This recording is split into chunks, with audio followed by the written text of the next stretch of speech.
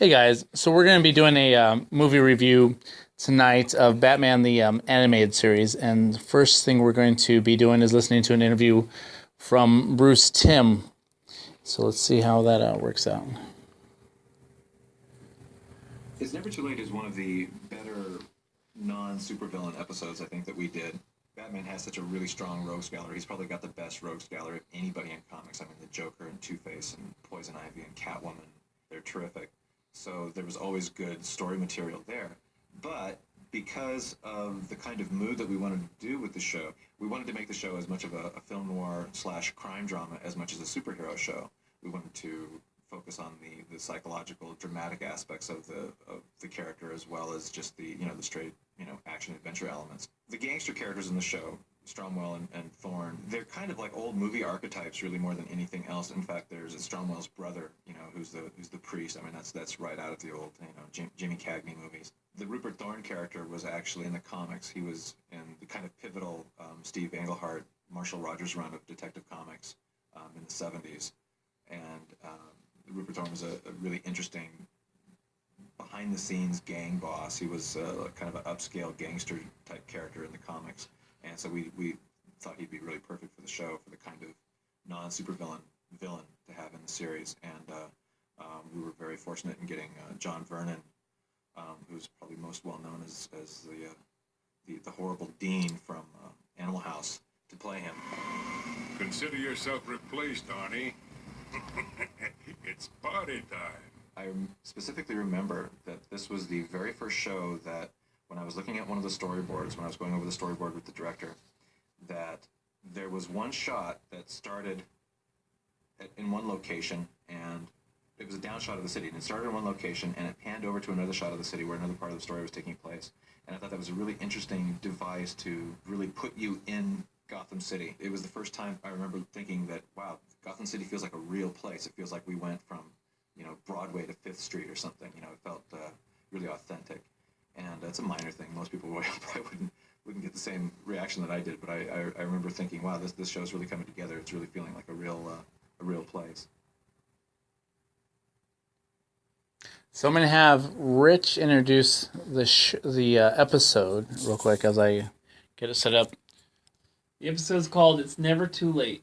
It's from the first season of Batman Animated Series from 1992. So one thing that's nice about this episode is I like the introduction to our character. It's interesting as we start off with the kids playing in the street, and then the bouncing ball gives us right to the mansion of the major mafia character, and I thought that was an interesting way of introducing us to the foreshadowing of how this kid came from the streets, and then moving on to the fact that he's now living in a big mansion and kind of separated from that story. So I thought that was a good introduction to our mafia boss. What did you enjoy about this episode, Rich? I just like the noir parts. It's like a film noir, and just like what Bruce Timm was saying, it's got a lot of that James Cagney type 1940s street kid, street urchin becomes something, and probably not the best thing, like a mafia boss. And now it's between the two generations of mafia bosses. Yeah, it was pretty heavy with this because there's drugs involved, and it's a kid show. It was on Saturday morning television. It was interesting because they actually, they're dealing with some major adult themes within the show.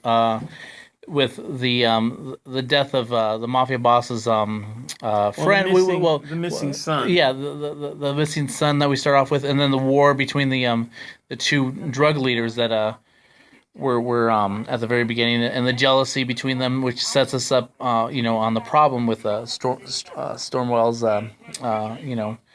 journey with it. So it's an interesting problem that we're beginning to go with, and I feel like in this series, Batman's just kind of like a guide as the main mafia character kind of goes through his character arc. Yeah, it's more a story about them guys. With Batman being just a background character in this. It's more about two factions of a mob. Oh yeah. So, and some of the the great setups that they have, of telling the story is we see that this mob boss is pretty tormented with his angry, wanting his son back, wanting to find him again. So it's an interesting setup as we're leaning forward as to his tormented life. We're like, it seems like this man has everything. He has wealth and fame and power, but he's tormented at the same time, which it makes us want to find out more about him. So, one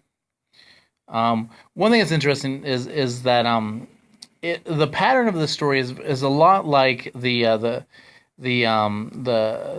Christmas story. I'm gonna Christmas Carol. The Christmas Carol, where he's visited by three. Tell him about this character here, about how you were telling me about how Batman in his disguises.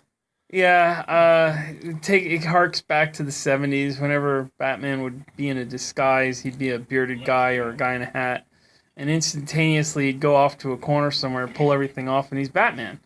As though he was wearing his Batman costume underneath all the disguise work. So he's done that quite a bit throughout the Hollywood history of Batman, and it's carried over to the comics as well.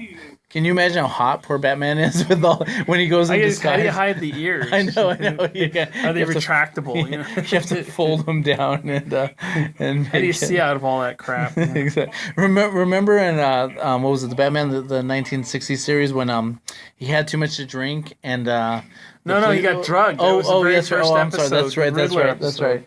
He described that scene for us. He got slipped a Mickey, and Robin got captured by the Riddler, and then he goes off to his car to drive, and the cop comes around and says, "Batman, you can't drive. Not in this condition. You're drunk." He came off being very drunk. He's like, "You're right, officer. Here's my keys." He just gave up the Batmobile, just like it was nothing. He's like, "You're right, officer." Now, this is interesting in this film that we're watching. Basically, they do a flashback, but at first we're not quite sure it's a flashback because, the color changes, and then we go into these two kids playing by the railroad. And the transition at the end of this flashback goes, we see the zoom in of the eyes of the kids, and then we see the zoom in of the eyes of the old gangster. And it's at that moment that we're realizing, this is a flash. Well, at least for me, that this was a flashback. I thought this was just cutting to a different location, a different story. Yeah. But by having the audience not recognize immediately that's a flashback, I think gives more impact to this being a flashback of his own memory because we're the transition also he stops at a light where there's a train crossing. Yep. But that's where you bring up the backstory about him and his brother. And the scenario is basically you did a whole total spoiler on that. Well, there's spoilers in this. That there's two kids playing by the train track, and one as they're crossing the train track, one of the kids gets his foot stuck in it, and the other one is trying to help him, but then it cuts prematurely so that we don't see the end of what happens at this scenario. We cut back to the gangster remembering this traumatic moment, which is a great foreshadowing of things to come, which leaves the audience curious as to what is going on, which in the third act plays a very important role in this gangster's journey on redemption, because initially that's what the story is a story of this gangster's realm of redemption, or rather probably passing of the baton, because one of the characters still is a gangster in the ongoing series here. I like the psychological trick that they did there, where we go to the gargoyles watching over the city, and then we vertically pan up to be Batman, where psychologically we're like, yes, these are the gargoyles that watch over the city, and then we go to Batman, we're like, yes, he's also watching over the city at night, and that dramatic Phantom of the Opera spin of the cape as he goes out of frame. So.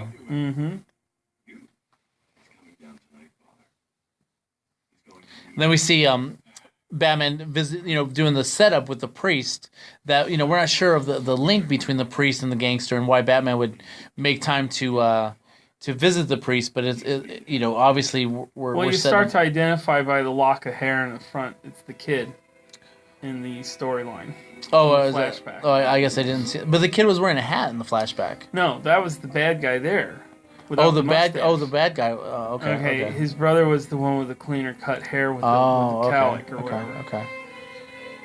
But they do a very, very Godfather-like scene in a restaurant, and with all the gang in there, and it's a very, very stereotypical story, but it's a very good for half an hour. It's really well done, simple. What's interesting is that you see this old gangster going into the other gangster power struggle, and he immediately starts manhandling him, to get his son back. But so this gangster obviously had some sense of power and authority over the other gangster at a time, or he wouldn't have allowed such manhandling to happen to him without his thugs coming in and shooting him up the place. And it is a nice reveal when the second gangster, what's the name of the second gangster? Stonewell and Thorne. Rupert Thorne is Rupert an existing Thorne character from the 70s Batman Detective Comics. But the Stonewell character is the one that they made up for this story, and it's but they do a really good job, and the designs are really well. Oh yeah, that's Bruce Timm. He's just an amazing visual talent for sure.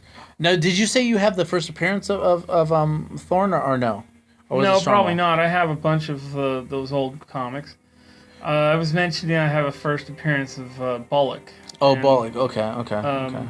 And some other Batman characters. I have the first appearance of Batgirl, and that's a really great book. I love that. And of course, Poison Ivy, which I love. You have a first appearance of Poison Ivy? Yes. Oh, nice. Carmine Infantino at his best. Nice.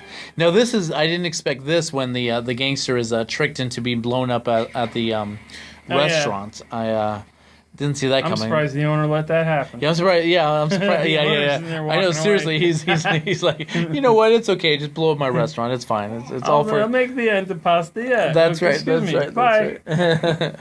I got insurance on the place. No problem at all. So And describe the scene where you liked when Batman was saving Stonewell from the burning building.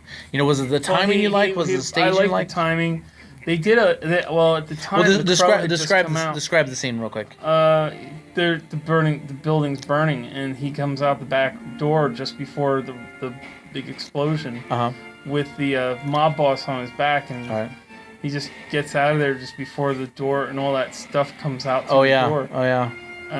It reminds me very much of a scene in the original Crow. They could have taken it from there. Oh yeah. Did you just see that great transition where they went from the explosion of the them in the alley to them being on the roof with the smoke? So I mean, clever transitions on on this on this short cartoon. So very, very clever. And the way that they just I'm not sure what the purpose of that guy describing Batman running in silhouette. Heavy barbecue action. Yeah. Just having some fun with it. Sure. But very, imagine that Batman can do loop-de-loops in the air with another person on his back, running around like that. Now describe why in the dark scenes we're seeing sparkles in the background. What's going on there? Yeah, this is the original Batman animated series, and it was known for being very dark. They wanted it that way. However, the two animation companies that were in charge of doing the work had one big problem with which every animation company has with dark things. When you scan them, dust inevitably gets between the cells, and so there's a lot of dust.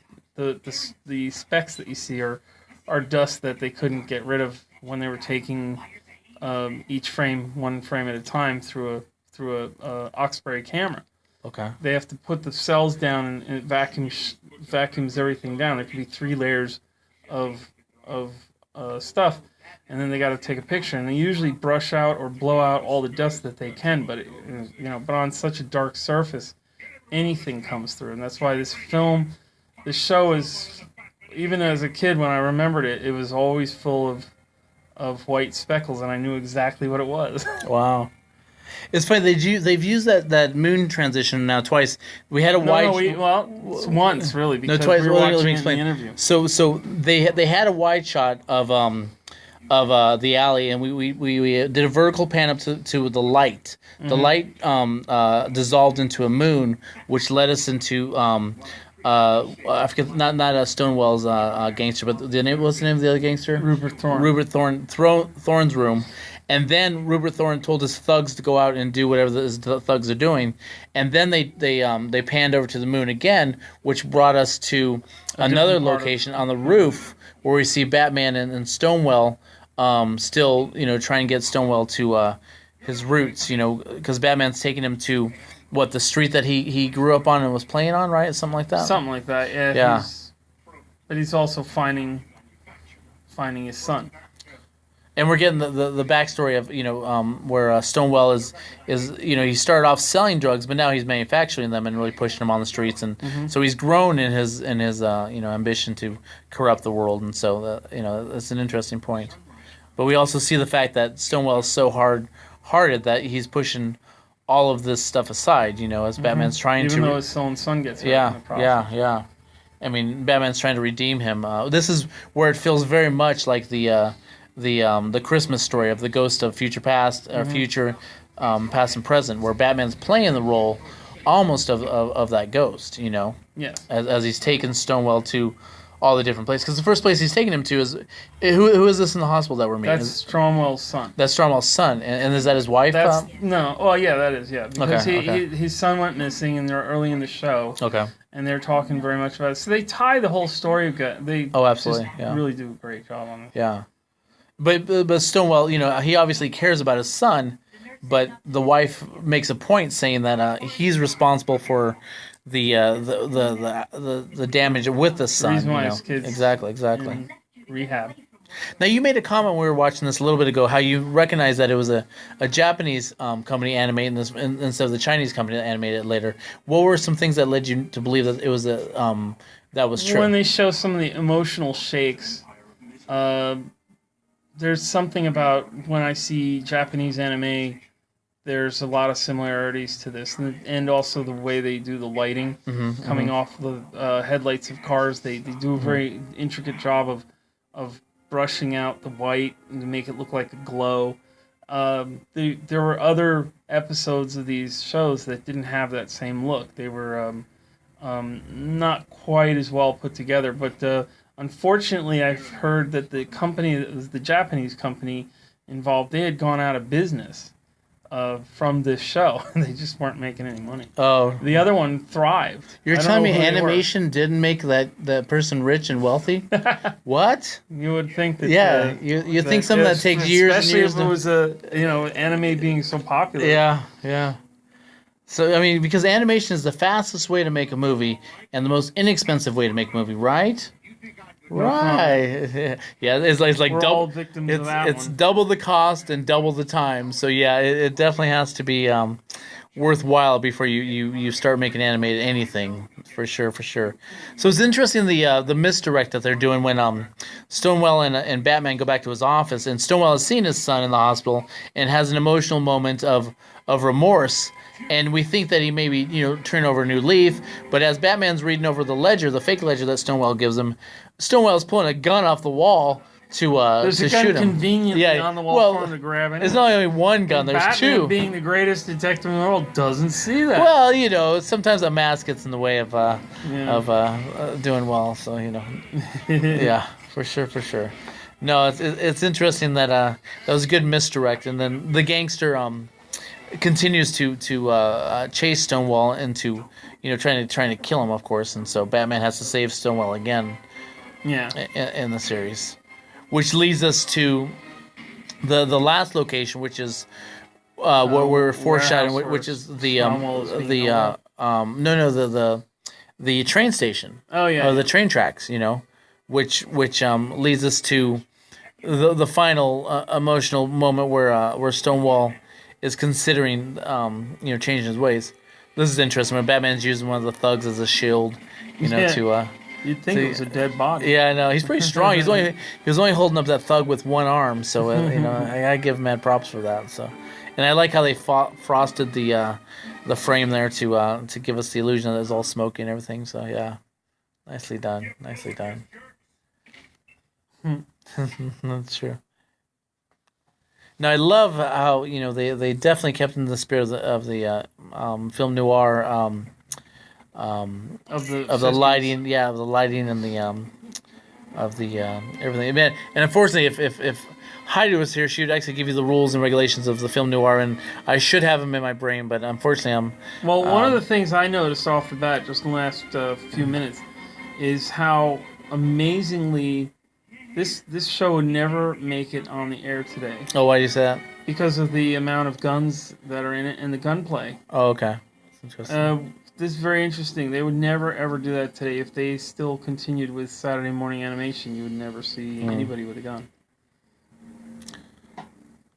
It's interesting that so the bad guys are chasing Stonewell straight into the train tracks as Batman's trying to save him and punch out the thugs, but we need And we Stonewell. hear gunshots. Oh yeah.